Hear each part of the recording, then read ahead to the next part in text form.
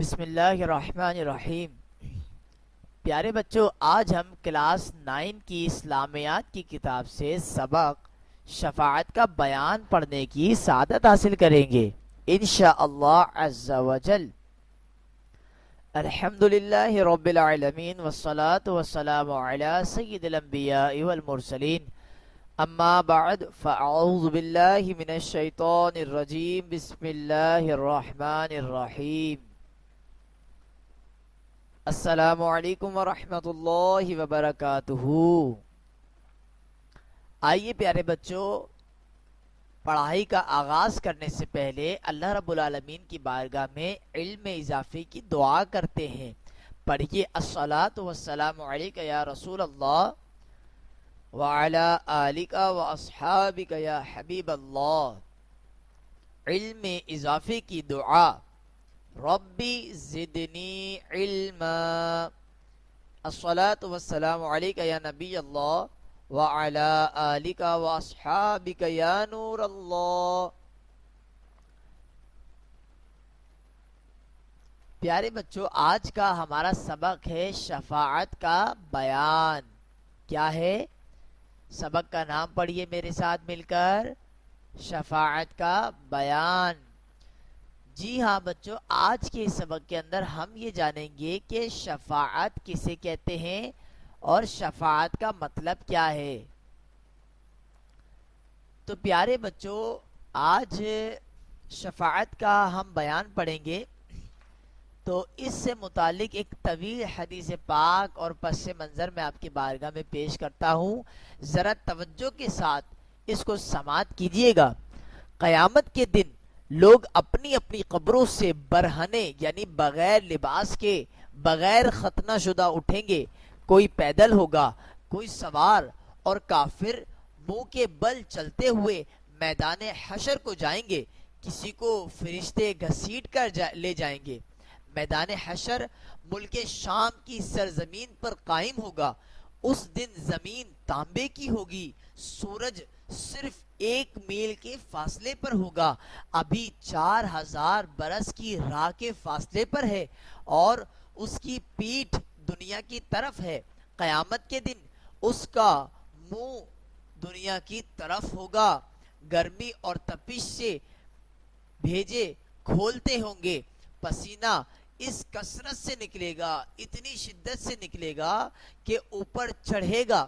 کسی کے ٹخنوں تک ہوگا، کسی کے گھٹنوں تک، تو کسی کی کمر تک ہوگا، کسی کے سینے تک ہوگا، کسی کے گلے تک ہوگا، اور کافر کے تو منہ تک چڑھ کر مثل لگام کے جگڑ جائے گا، جس میں وہ ڈبکیاں کھائے گا، اور گرمی کی حالت میں پیاس کی جو کیفیت ہوگی وہ محتاج بیان نہیں۔ اس کا اندازہ آپ لگا سکتے ہیں کہ کس قدر پیاس کی شدت ہوگی۔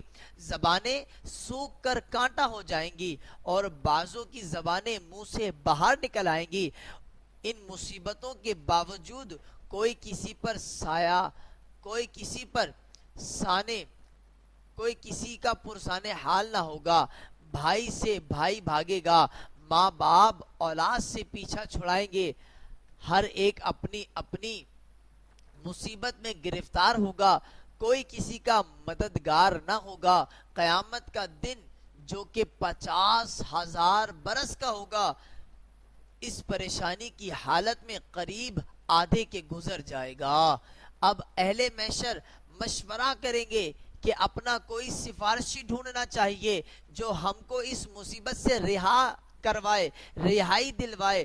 لوگ گرتے پڑتے سیدنا حضرت آدم علیہ السلام کے پاس حاضر ہوں گے اور عرض کریں گے، اے حضرت آدم علیہ السلام، آپ ابو البشر ہیں، خدا تعالی نے آپ کو اپنے دست قدرت سے بنایا، فرشتوں سے آپ کو سجدہ کروایا، ہم لوگ سخت پریشانی کے عالم میں مبتلا ہیں، آپ ہماری شفاعت کیجئے کہ خدا تعالی ہمیں اس نجات سے بخش دے، ہمیں اس مصیبت سے نجات عطا فرما دے۔ حضرت آدم علیہ السلام فرمائیں گے، یہ میرا مرتبہ نہیں، تم کسی اور کے پاس جاؤ، اذهبوا الی غیری، اذهبوا الی غیری، کسی اور کے پاس جاؤ. لوگ حضرت نوح علیہ السلام کی خدمت میں حاضر ہوں گے اور ان کے فضائل بیان کریں گے کہ آپ اپنے رب کے حضور ہماری شفاعت کیجیے. یہاں سے بھی وہی جواب ملے گا، میں اس لائق نہیں ہوں، تم کسی اور کے پاس جاؤ.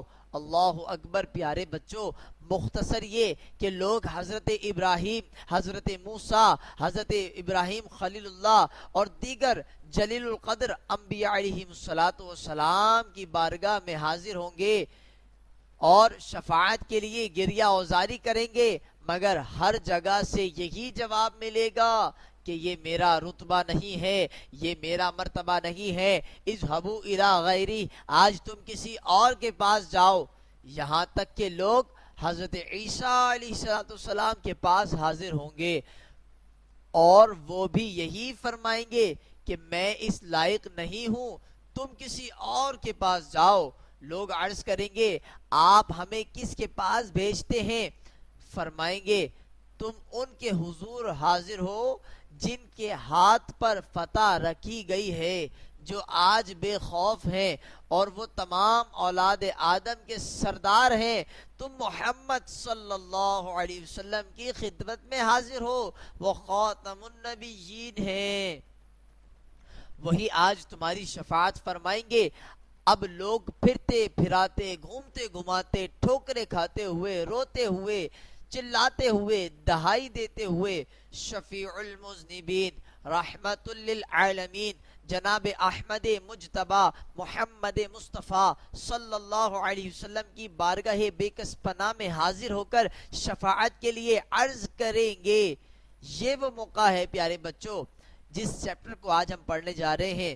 یہ ہے وہ آج کے چیپٹر کی امپورٹنٹ بات کہ حضور علیہ السلام ارشاد فرمائیں گے. اب یہ سارے معاملے کے بعد لوگ کس کی بارگاہ میں حاضر ہوئے؟ ہمارے پیارے آقا صلی اللہ علیہ وسلم کی بارگاہ میں. آخر میں حضور علیہ السلام ارشاد فرمائیں گے انا لہا، یعنی شفاعت کے لیے میں ہوں. پیارے بچوں، دیکھا آپ نے کہ جب امتیں دیگر انبیاء علیہ السلام کے پاس گئی تھی تو انہوں نے کہا تھا اذهبوا الی غیری، آج تم کسی اور کے پاس جاؤ. اور جب یہ امتیں پیارے آقا صلی اللہ علیہ وسلم کی بارگاہ میں حاضر ہوں گی تو میرے آقا یہ نہیں فرمائیں گے اذهبوا الی غیری، بلکہ فرمائیں گے انا لہا، یعنی آج میں تمہاری شفاعت کے لیے حاضر ہوں. اور یہ فرما کر بارگاہ الہی میں سجدہ کریں گے.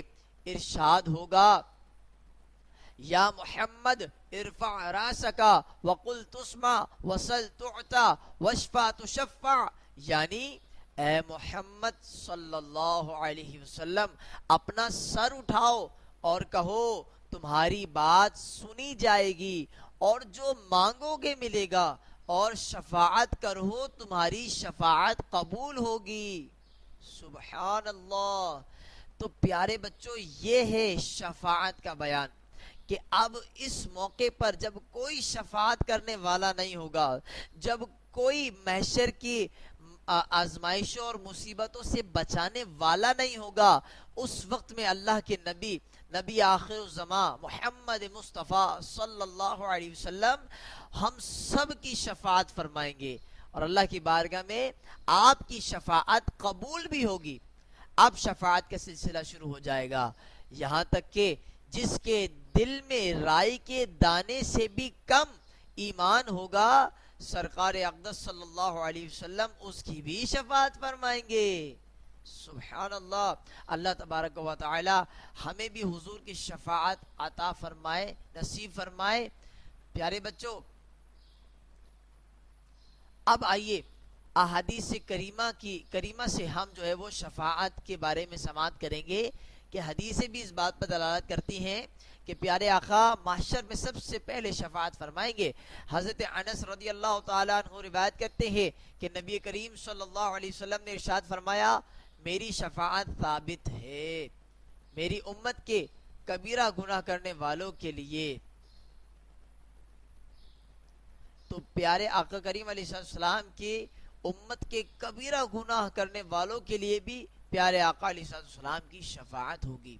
اسی طرح روایت میں آتا ہے کہ رسول کائنات صلی اللہ علیہ وسلم نے ارشاد فرمایا میرے پاس خدا تعالی کی طرف سے ایک فرشتہ آیا تو اس نے مجھے اختیار دیا کہ یا تو میری آدھی امت جنت میں داخل ہو یا میں شفاعت کو اختیار کروں، تو میں نے شفاعت کو منظور کیا۔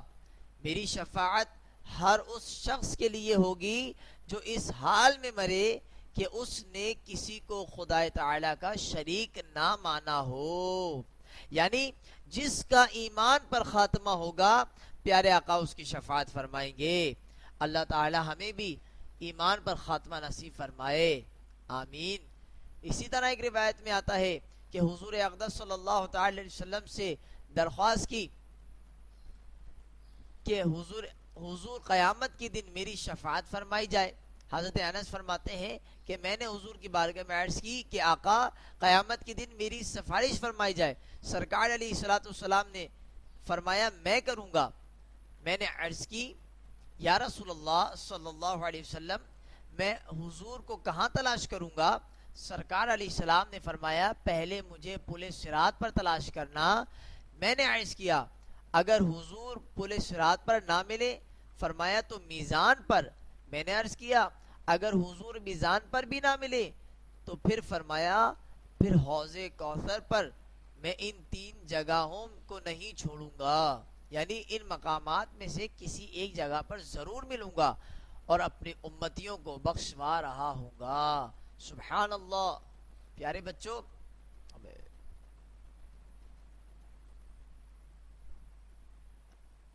آج آپ نے